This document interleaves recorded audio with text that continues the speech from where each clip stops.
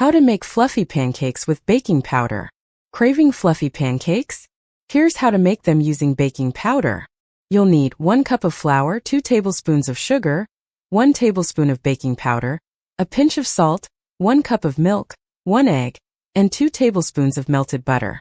First, mix the flour, sugar, baking powder, and salt in a large bowl. In another bowl, whisk together the milk, egg, and melted butter.